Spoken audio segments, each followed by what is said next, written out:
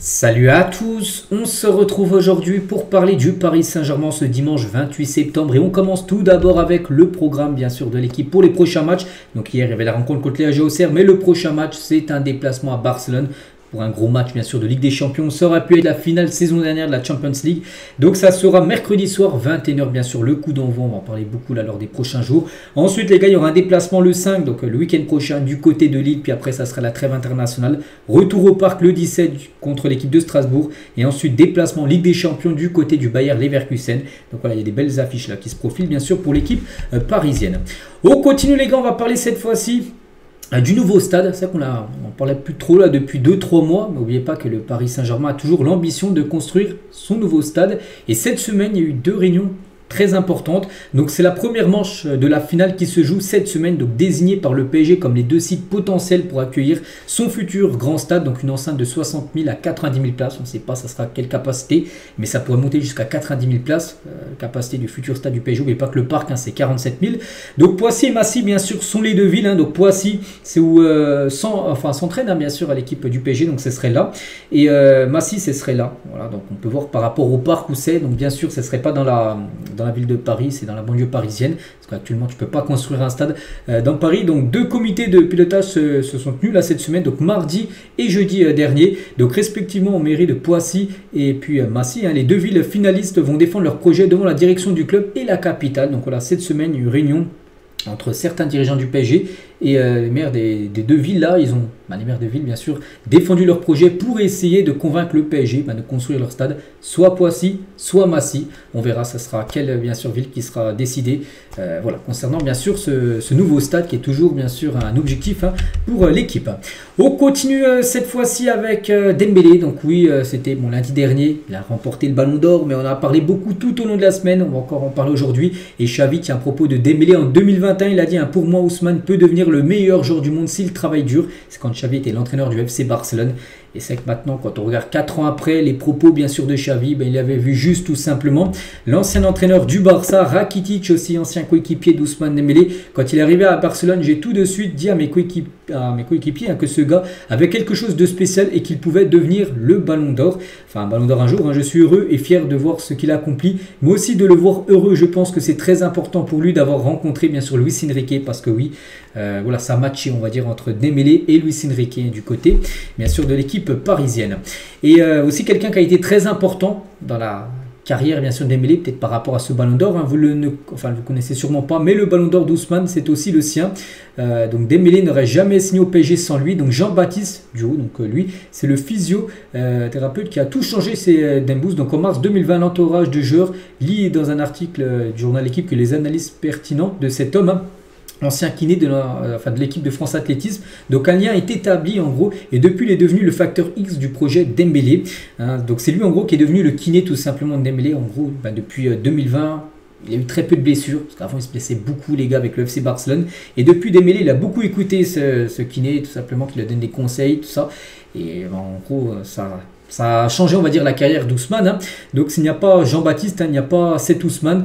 Là, cette saison affirme dans l'entourage du Ballon d'Or, donc physio et kiné, homme de confiance, il est celui qui veille au quotidien et à la charge de travail bien sûr du Parisien. Jamais Dembélé n'aurait signé au PSG si le Paris Saint-Germain n'avait pas accepté d'intégrer son kiné au staff déjà en place bien sûr. Donc ces personnes de l'ombre méritent aussi tellement de reconnaissance. Voilà, donc lui aussi a fait bien sûr que ça a changé Ousmane Dembélé, et Dembélé grâce à ça il a pu signer au PSG, puis il est devenu le joueur bien sûr qu'il est aujourd'hui.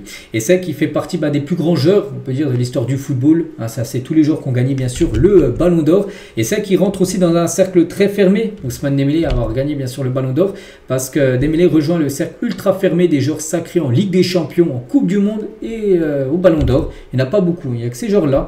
Donc il y a Dembélé bien sûr, Ballon d'Or, Ligue des Champions et Coupe du Monde c'est fait. Messi l'a aussi fait, ancien joueur du Paris Saint-Germain. Ronaldinho aussi a joué au PSG, mais lui aussi a gagné bien sûr ces 3 trophées là. Zidane, Kaka, Rivaldo, Müller, Charlton, Rossi et Beckenbauer pour être complet. Voilà, donc il rentre dans ces cercles fermés des joueurs qui ont réussi à remporter quand même ces 3 énormes trophées. Et pour finir, tiens, avec Ousmane, hein, donc la fierté aussi de sa maman bien sûr, qui était en interview. Donc j'ai bossé dur pour payer ses écoles, son foot, et je me suis toujours dépensé sans penser à moi à 200%. Et aujourd'hui, Ousmane fait la même chose pour sa maman. Il s'occupe de moi. Comme je me suis occupé de mes parents, ma vie a changé, mais je ne vis pas dans l'abondance extrême. On reste des gens simples. Voilà ce qu'elle a pu dire. Voilà, par rapport à au début, bien sûr, elle a payé toutes ses écoles, les écoles de foot, tout ça. Et maintenant, elle est très contente de voir, bien sûr, son fils où il est maintenant. Voilà ce qu'elle va dire sur Dembélé. Ça, on en a parlé toute la semaine. C'est qu'un ballon d'or, on est obligé d'en parler. On en reparlera peut-être encore demain, après-demain, bien sûr, parce que voilà, on est vraiment content pour lui. On continue cette fois-ci avec Lucas Chevalier, qui est interviewé sur beIN Sport. Lucas Chevalier, il y en a beaucoup qui le critiquent comme des supporters parisiens depuis le début de saison. Déjà, son match contre Marseille semaine dernière, il n'a pas été super bon dans voilà, pour boxer le ballon. Puis même aussi en Super Coupe d'Europe contre Tottenham, souvenez-vous, il avait fait un peu une boulette. Bon, il vient à peine d'arriver. Bon, pour l'instant, voilà. On va pas remettre tout en cause, bien sûr, le changement de gardien, mais bon, au PSG, il a dit, tout est plus grand, le moindre détail est fait pour que l'on se sente bien et qu'on puisse être sur le terrain le plus performant possible. Un joueur de Ligue 1 peut se dire que ce n'est pas grand-chose, mais sur l'ensemble d'une saison à la fin, quand on veut gagner des trophées, je pense que ça joue beaucoup. Il a également dit, donc la pression, bien sûr, je pense qu'il a beaucoup plus de pression ici que du côté de Lille, donc il a dit, elle est là, mais elle a plus impacté mes proches que moi, car eux ne sont pas acteurs. Moi, je suis dans une posture où je dois être bon, j'ai été recruté pour ça, pour être bon, bien sûr. Lucas Chevalier, il a parlé de Luis Campos, le directeur sportif qu'il a fait venir, donc c'est toujours plus facile de connaître au préalable les personnes qui veulent nous faire signer. Il connaît mes agents et ma famille, il a toujours eu de l'affection et de l'intérêt pour moi quand j'étais jeune à Lille, parce que je crois que Luis Campos était avant du côté de Lille. Il a facilité mon intégration, il a été très important et je suis content que l'histoire se passe comme ça. Voilà, en gros que Luis Campos a fait les démarches pour faire venir Lucas Chevalier du côté de Paris. Il a parlé aussi de Luis Enrique, l'entraîneur aussi qu'il voulait, Luis Enrique.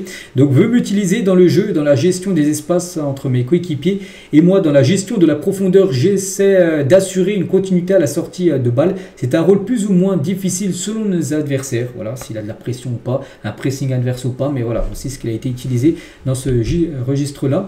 Et à Lille, nous étions outsiders, nous n'avions rien à perdre. À Paris, nous sommes champions d'Europe. Il y a forcément beaucoup plus d'attentes. Ça fait partie de l'évolution. Je vais devoir rendre au PSG un retour sur leur investissement. Mais pas que Paris l'a acheté quand même 40 millions d'euros. Donc il a dit c'est normal, c'est le football, je suis venu pour ça. Et je suis très fier de défendre ses couleurs. Voilà, je crois que c'est l'une des dernières. Et la dernière, tiens, je boxe du point. Je préfère capter la balle, mais il faut se rendre à l'évidence que c'est de en plus dur de capter la balle dans le football actuel. C'est pour ça qu'il boxe souvent du point. Bon, contre Marseille, il a un peu passé à côté, mais voilà, il dit que maintenant c'est compliqué des frappes surpuissantes, d'essayer de les arrêter, les garder. C'est pour ça que souvent il boxe du point. Lucas Chevalier, voilà quelques déclarations qu'il a pu faire sur beIN Sport. Et on finit aujourd'hui les gars avec le top 6 des équipes, même le top 6, même le top 10 même, des équipes qui ont le plus dépensé pour créer leur effectif. Donc là déjà le top 5, bon, c'est que des clubs anglais. Donc ce qui nous intéresse c'est bien sûr le Paris Saint-Germain. Donc le PSG a déboursé quand même 873 millions d'euros pour son effectif actuel. Bon, c'est pas le pire, Tottenham c'est beaucoup plus cher. Après on passe même la barre du milliard pour Arsenal, Liverpool, Manchester United, City et Chelsea. C'est plus d'1 milliard 314 millions d'euros dépensés. Donc voilà les gars ce qu'il y a à dire aujourd'hui. J'espère que ça vous a plu. On se retrouve nous demain bien sûr. Demain lundi on parlera bien sûr du match hier contre la Auxerre. Et voilà, on commencera aussi à préparer le match contre Barcelone. N'oubliez pas mercredi soir en Champions League. Et je vous souhaite un bon dimanche et à demain.